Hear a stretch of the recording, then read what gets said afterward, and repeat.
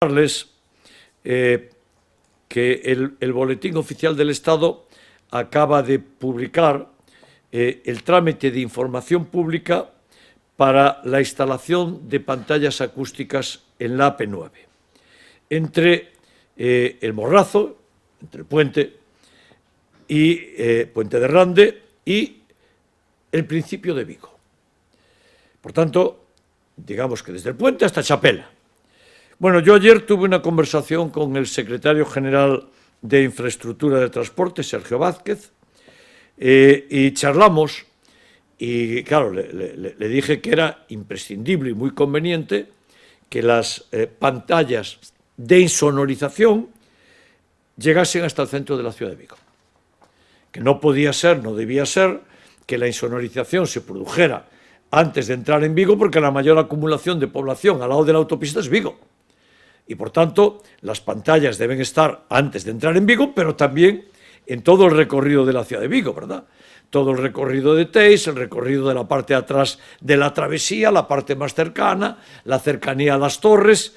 Y por tanto, charlamos de esto y compartió enteramente la opinión y acordamos que iba a ser de esta forma.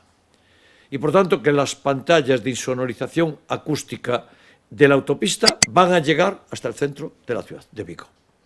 El proyecto que se hizo público era un proyecto antiguo, que viene de la época de ampliación del puente, y iba ligado al ancheo cuando anchamos el puente de Rande, iba ligado a ese proyecto. Bueno, pues ahora el secretario general de Transportes, Sergio Vázquez, me asegura, y así lo transmito, y por tanto lo avalo conjuntamente con el Ministerio de Transportes, que se va a insonorizar el resto del trayecto de la autopista hasta el centro de Vigo, y que se va a hacer con fondos europeos. Se van a utilizar los fondos europeos para este proceso de insonorización acústica de la ciudad en la entrada de la autopista. Yo le quiero agradecer al secretario general, a Sergio Vázquez, su sensibilidad, porque debo decir que tan pronto se lo dije y cogió comprensión y conciencia de lo que le estaba diciendo, inmediatamente me dijo que sí.